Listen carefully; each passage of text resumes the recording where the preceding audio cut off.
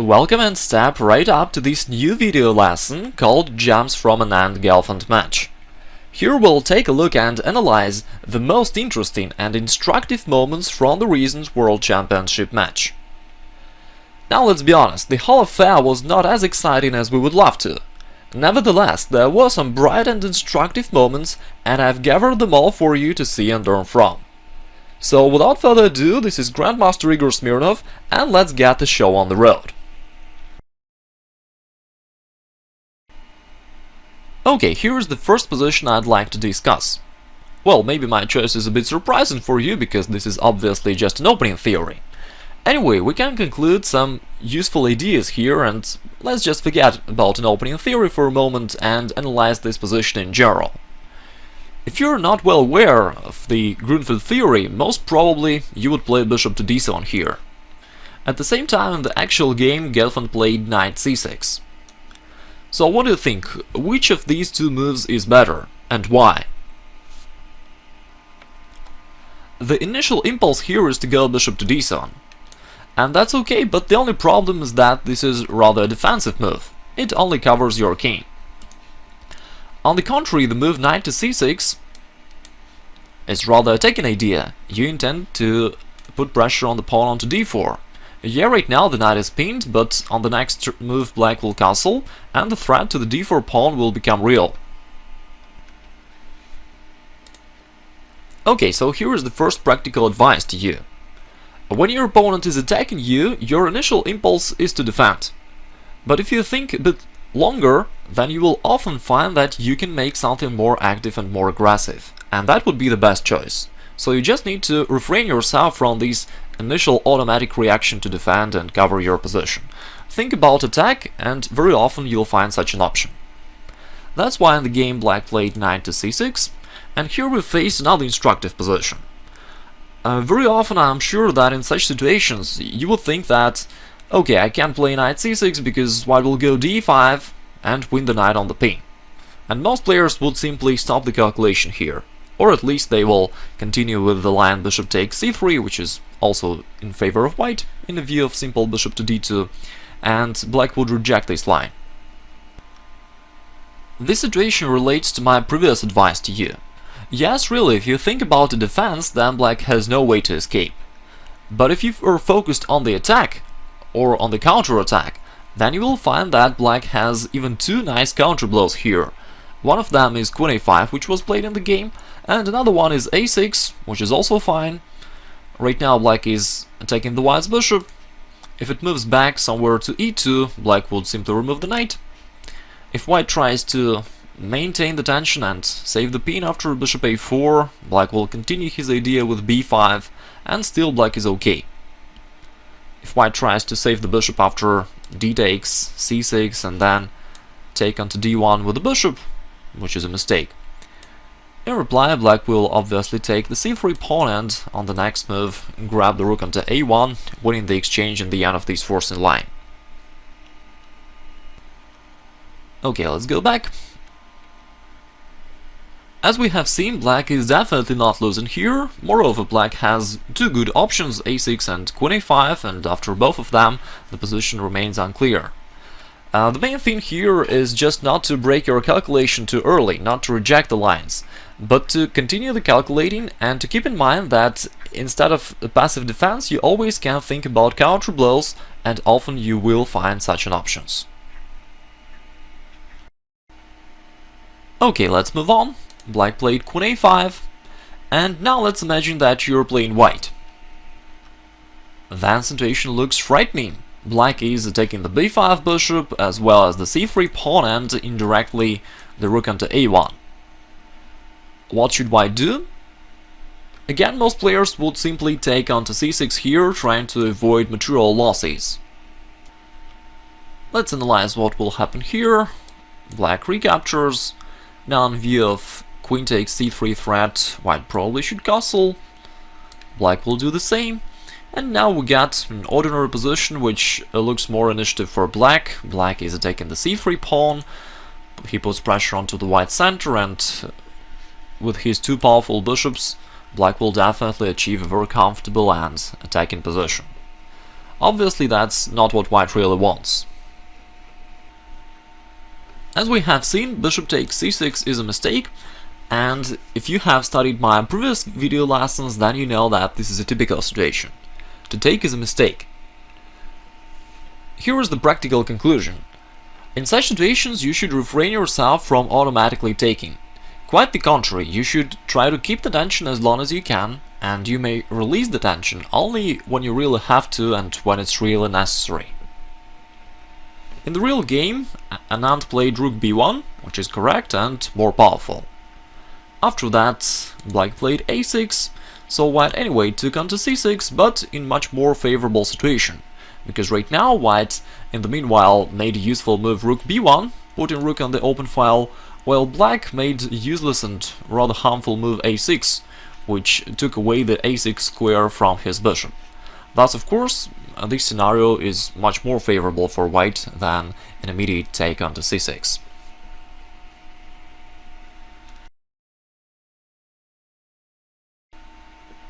Later in the game, this position appeared. By the way, as I've said in the introduction of this video, we're not going to analyze the whole games, but only the most instructive positions. If you would like to see the whole games, you can download them using the link below this video. Okay, now let's think about this position. Right now it's the black's turn and the Gelfand situation is critical. White is going to expose the black's king, and if he succeeds in this idea, black can lose quickly. So black really needs to find a very good defensive idea. Imagine that you're playing black. How would you come to the right move here? Black can't simply ignore this pawn and make the natural castling, because here, in addition to d takes e7, white has the simplest solution d7, capturing the black's bishop and therefore winning a piece. Therefore this is certainly not an option for black. Okay, what else can black do? E takes d6, trying to get rid of this unpleasant pawn is the worst thing black can do.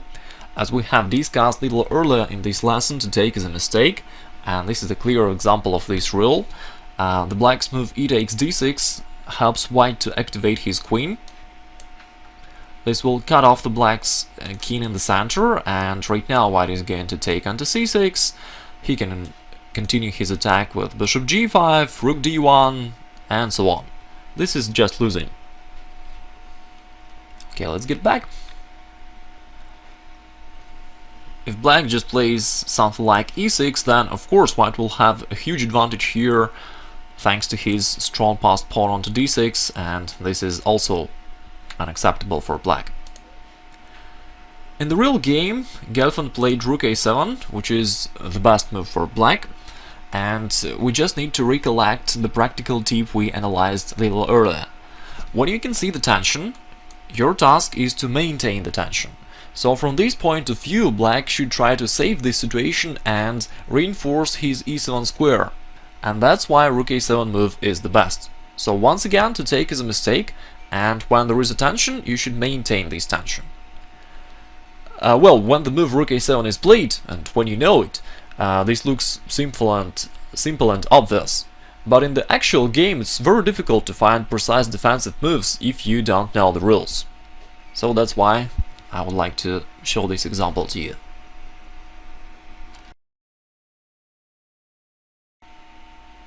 This is the second game where world champion Anand is playing black, and he just realized the typical advancement e5. Well, these are still book moves, and most often people just play these moves unthinkingly. However, I want that you pay attention to some important general rules, and that's why I'm showing this position to you. In the previous examples, I've told you that it's important to keep the tension and not to release it. In this example, if white makes the most natural move d takes e5, then it rather helps black to activate his knight, to free his bishop, and all in all this makes the black's task easier. And that's why d takes e5 could be not the best option for white, although it looks so natural. Now I'd like to tell you one more practical hint. We have already analyzed that you should not release the tension and that you should keep the tension. But the best thing you can do is to intensify and increase the tension. this is the most powerful, the most aggressive decision. And that's why in this position white often plays e4, putting more pressure and making the black's task harder. There followed d takes, knight takes, and thanks to his previous active play, white got an active bishop in the center of the board. Black played knight f6 trying to attack this bishop, and now that's the new interesting position. Okay, what should white do now? Of course, white doesn't want to retreat with his bishop because it would be very passive and will not create any problems for black. In the actual game, Gelfand played d takes e5, which is also quite simple decision, and here black equalize easily after an obvious moves, e takes and queen takes d6. It leads to a lot of simplifications and quick draw. So let's move back and try to find something more interesting and more promising for white. Actually, Gelfand made a mistake we analyzed previously. Move d takes e5 removes the tension, helping black to ease his position and to equalize easily. Instead, as we already know, we should try to maintain the tension, and from this point of view white has an interesting idea: bishop g5. Right now the black's e5 pawn is still hanging, so probably black will take, and this could lead to a few interesting tricky variations. Now the most tempting move for white is queen takes d4, maximizing white's activity. At the same time, black has a sudden counter blow, bishop takes h2, and then if white takes with the knight, he will simply lose the queen, and thus white will take with the king, and then after an exchange of the queens, the white's e4 pawn, the white's e4 bishop is unprotected, black will take it back, having an extra pawn in the end of this forcing line. Therefore, it's certainly good for black. After calculating this line, white player could think, okay, queen takes d4 doesn't work, I will take with the knight. However, black has a similar tricky variation. He can still take bishop takes h2, and after king takes, black can remove his queen from the pin with a tempo after queen d6 check. And when white protects his king somehow, black will take back the bishop, winning a pawn similarly to the previous variation. These two tricky variations just shows how it is important to always care about eventual opponent's aggressive replies, even if your move seems very natural for you. All in all, white shouldn't take the d4 pawn right now. At the same time, it's not the reason to give up. White has another interesting move, rook c4. It was played in some games, by the way.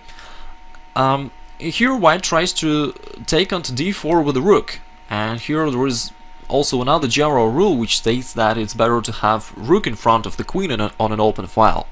Then you can maximize the damage to the opponent's position.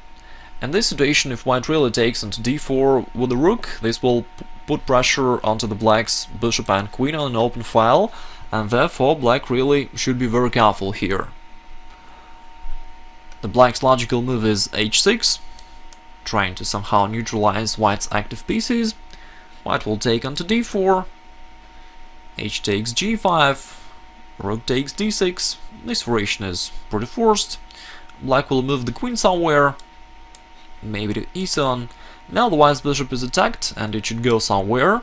Using a little tactical trick, white can move the bishop forward, playing bishop to d5, saving the white's pieces on the most active central positions. Now, it looks like white blundered the rook, but I think you know the drill. Here white has a discovered attack, bishop takes f7, winning the black's queen afterwards.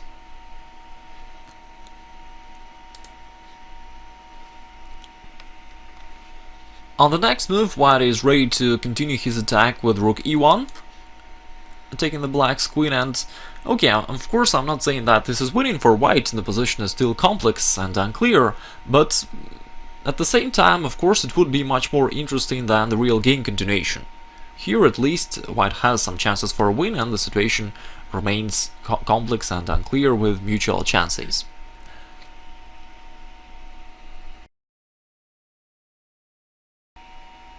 This is the third game Anand-Gelfand, one of the most tense games of this match. Here we can see opposite side castlings, where both players try to attack the opponent's monarch. And in this position, Gelfand played a brilliant move e4. This is a very typical and useful idea, and I'd like you to remember it. When you have fianchettoed bishop, it can deliver great activity over this long diagonal. And very often it makes sense to sacrifice a pawn or an exchange to activate this bishop. This idea works very often in different openings, in King's Indian defense, Grunfeld defense, Dragon variation of Sicilian defense, and others. In this particular case, we can prove that e4 idea works well for black. But even without any combinations, here I'd like to emphasize that even if black makes something very simple like knight g4, still his position is very good. Right now black is taking the white's bishop, the knight is keeping an eye on the f2 square. Once again we have opened the diagonal for this bishop, plus black has the e5 square for his knight or other pieces, and even this simple variation already proves that this sacrifice works well for black. At the same time, in addition to that, instead of knight g4, black has a much more powerful decision. He can continue his attack with the temples, playing rook takes c3, neutralizing one of the last white's defenders, and then after queen takes and knight to e4, the black's attack is probably winning very soon. Now, by the way, in addition to the threats on the long diagonal, black also is going to go knight g3, forking the white's rook and bishop. And in any case, if white removes his queen somewhere, black will continue the attack over the b2 square and the white's king in general with knight to a4. And I think there are many ways for a win for black here.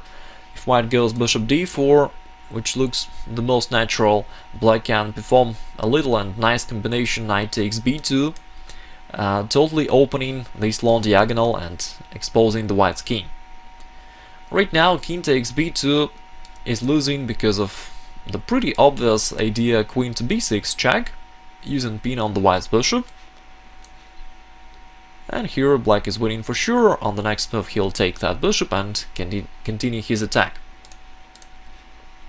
Therefore white should take with the bishop, but after that, after this exchange, the white's lonely king is vulnerable. Black can attack it with queen f6 or queen b6 check, and I guess in all these lines black will be winning pretty easily. For instance, after queen b6, king a1, here the computer shows the line queen f6, king b1, knight to c3, and black is winning. He is ready to include his bishop into the attack with bishop a4, bishop f5, rook c8, take on d1, and with all those numerous threats, white is defenseless. We have seen the line f takes e4. Another way how can white capture this pawn is knight takes e4. This is obviously not a problem for black. At least black can simply take back the pawn with knight after d5. At the same time, black has more energetic solution. He can take into e4, and after f takes, and here black really wants to move knight to c4. However, this square is protected by the bishop. Thus black can eliminate this defender with a little positional sacrifice, and then after knight c4 the black's attack goes smoothly. This is a triple fork to the white's queen, bishop, and pawn onto b2. On the next move black will capture that pawn with the bishop and will continue his mating attack. Therefore, of course, this variation is winning for sure. In all these variations, black had a violent attack thanks to his positional sacrifice e4, which opened a diagonal for his fianchettoed bishop. Thus it's useful to remember this idea. When you have a fianchettoed bishop, it usually makes sense to make a little sacrifice, like sacrifice a pawn or an exchange, to activate your bishop. When this fianchettoed bishop looks at the opponent's king, such a sacrifice is nearly always correct, even if you have no concrete continuation for your attack. Anyway, you'll have a long-term initiative, which will be a good compensation.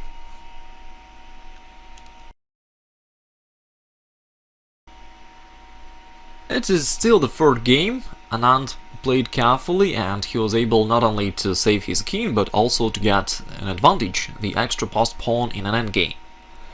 Right now the plans of both sides are pretty clear.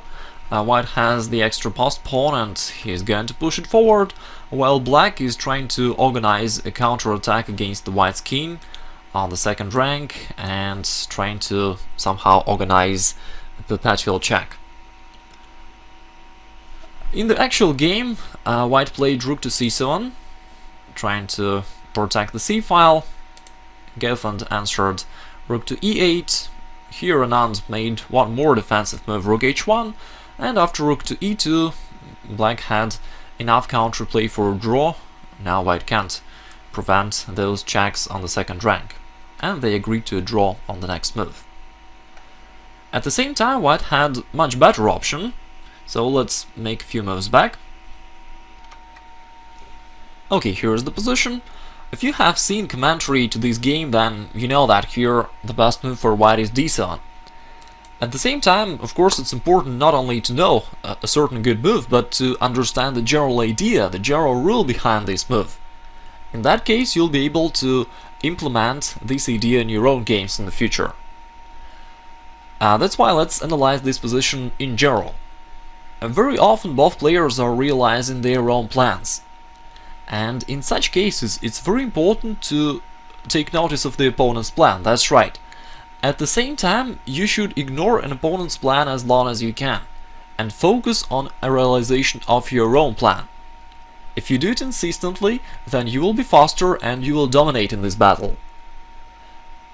On the contrary, if you start to react to the opponent's plan and if you start making defensive moves, then your opponent will take initiative and the situation will be set for you. That's what happened with Anand, and that's why he missed good chances for gaining a victory. So he played a defensive move rook c7, which allowed black to realize his own plan. At the same time, if white would be focused on his plan, on advancing the passed pawn, and if white would play d7, then the black situation becomes critical. The only real chance for black is to go rook c2, trying to organize that counterplay. Now really black is ready to make checks over these squares a2, b2 and c2, and that's why white needs to take control over one of these squares, and he can do it easily with rook to c4. Right now black cannot make perpetual check anymore, because the white's king will be safe onto c1. Thus black probably has to take onto c4, b takes, and although the position is still complex, but white has the extra passed pawn onto d7 and good chances for a win. Let's move back. By the way, even after rook to c7, which is not so good, and rook e8, white was able to turn it back into the right path. Here, instead of making a defensive move rook h1, white could make more aggressive move rook e7. Now if black goes back rook to c8, that's the repetition, but white can get back to the right plan with d7. At first glance it looks like now black can easily take the white's passed pawn after this exchange and rook e2. However, white has a nice tactical idea. White can go rook e4, interference, and then black can stop e8 queen. Thus white is winning here, and therefore into this line white had a very good chances for a win. All in all, you should remember this practical advice. Yes, you need to take notice of the opponent's plans, but you should ignore them as long as you can and push as hard as you can for a realization of your own plan. Then you will be dominating, and then the victory will be yours.